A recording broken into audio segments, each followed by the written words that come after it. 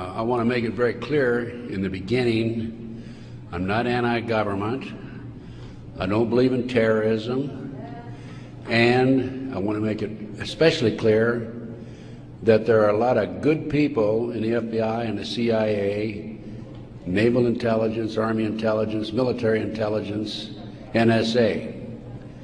Unfortunately, there are a few key people in key positions who have made a difference, a big difference, in what's happening in America today. Let's go back to 1776, May the 1st. Adam Weishaupt was commissioned by the Rothschild family to set up the goals to control and take over the world with a one world government. Adam Weishaupt came up with 25 goals. Among these goals were control the press, corrupt the youth through sex and drugs, elect our own people meaning the Illuminati, to key positions in all levels of the government, city, county, state, and federal. And it goes on. The final goal was to take over the world, the one world government. Information is very well documented by William Guy Carr in his magazine, his book, Pawns in the Game.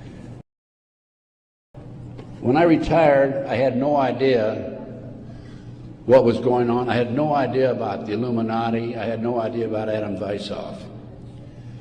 However, my first major investigation when I returned from Puerto Rico was a Dr. Jeffrey R. McDonald case. He's a former Green Beret doctor who was convicted of murdering his wife and 2 children at Fort Bragg, February 17, 1970.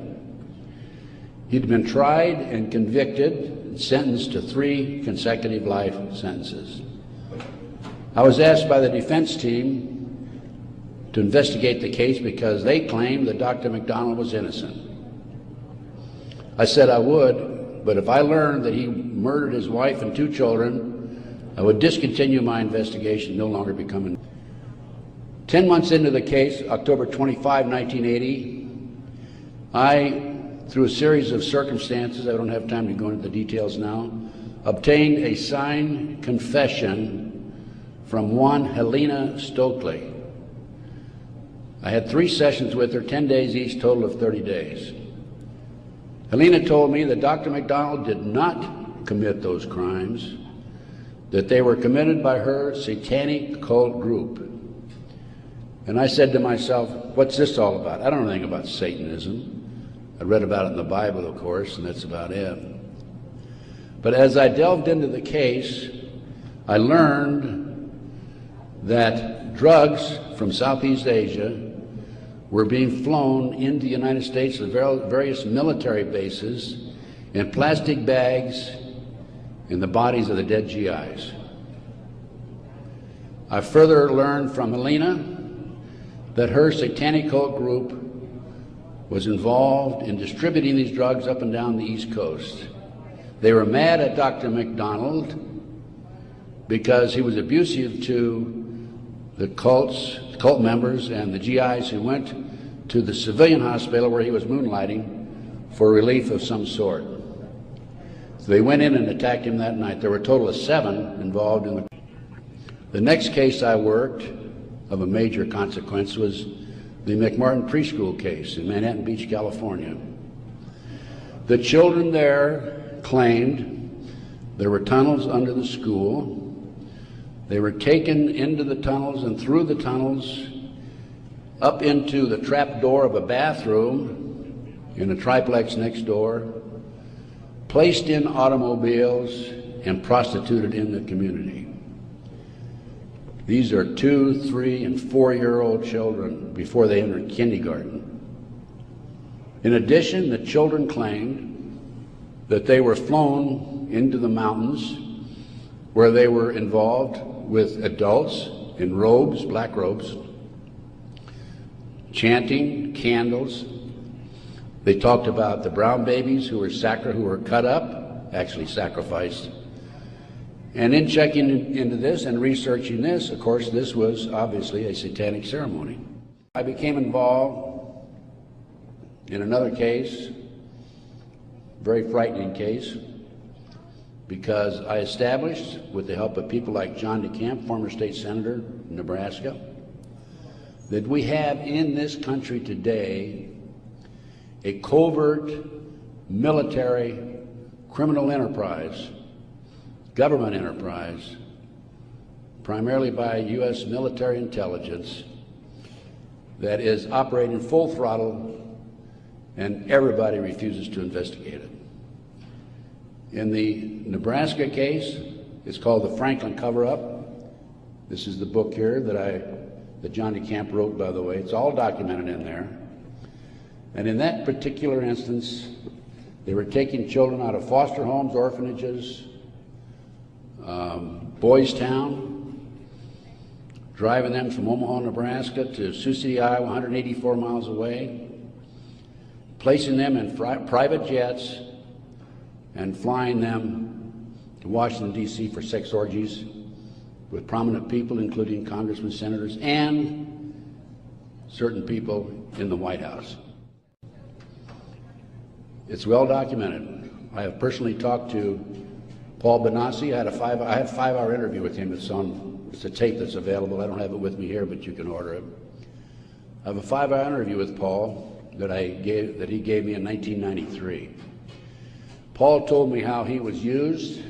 He was part of the kidnapping crew and was used as a decoy, and when he was 10, 11, 12 years old, in parks, shopping malls, to attract the children over near where the adults were in a car waiting for them. They throw them in the back seat, chloroform them, and make off with them. Paul also told me that these children, many of them become sex slaves. Many of them are used as toys. The boys, they call the boys toys. I don't know what they call the girls. But these degenerate, sick people, the men are more interested in the little boys than they are the girls for some reason.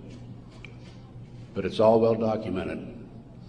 Paul drew the inside living quarters of the White House.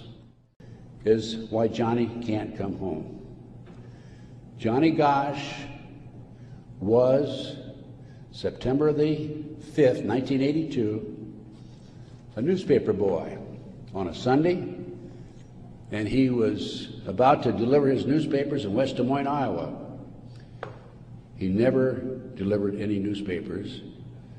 He disappeared.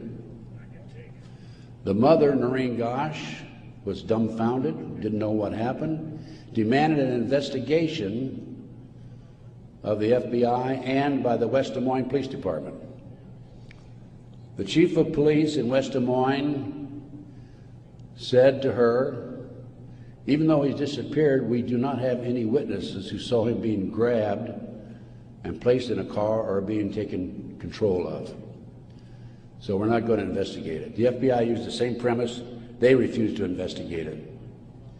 Now, I've been involved in kidnappings in the FBI, and I can tell you that it's automatic within 24 hours, at the end of 24 hours, that we had to go in my day, this was back in the 50s, 60s, and 70s, we had to go in and start investigating the case after they've disappeared for 24 hours. Today, as I stand here and you sit there, the children are disappearing in this country at the rate of 83 per hour. That's over 700,000 children a year. Now, I can go back to July 1982. The Reader's Digest claimed there were 100,000 children disappearing every year. There's another statistic that I find very interesting, and that is that it is estimated 2,500 children are kidnapped and murdered in this country every year. That's an unbelievable figure. Yet, the FBI refuses to investigate it. The mother, Noreen Gosch, who wrote this book, Why Johnny Can't Come Home. I have a 2-hour interview with her on video, available again if you want to check my order blank. She did not sit still for this. Can you imagine if the 83 mothers of children who disappear every hour would do what Noreen Gosch has done? We wouldn't have this problem today. She went to the FBI, demanded an investigation. They refused to investigate. The police refused to investigate because the case tied into the Franklin cover-up. Some of our top politicians in the country, leading businessmen, Harold Anderson is identified by the children, past publisher of the Omaha World Herald. The head of the Nebraska Forestry Service was identified by these children. There 80 children came forward in this Nebraska case. And it goes, as I said, right up to the White House. In 1987, according to Paul Benassi, he was furnishing toys, or little boys, young boys, to the sick people, certain sick individuals in the White House. I have 25 years of research on that back table back there. And if you buy any of my reports, or this videotape, or any of my material, I want you to make a promise that you will make copies and distribute it far and wide. We need to wake up America. Right now, let me emphasize again, I'm not anti-American. I don't believe in violence. I believe in change through legal means. But we need to wake up an apathetic, sleeping society that is active in America today. And this not only ties into MK Ultra, CIA, it ties into Satanism. There are approximately 4 million practicing Satanists in America today involved in the Nebraska case. And I can go on about satanic cults for another hour, but I think my time is almost up. I might mention that, speaking of Satanism, there are between 50 and 60,000 human sacrifices, according to 3 different sources, in this country every year. The satanic cults operate secretly. The satanic cults are, along with our covert criminal enterprise within the government, a serious threat to our society.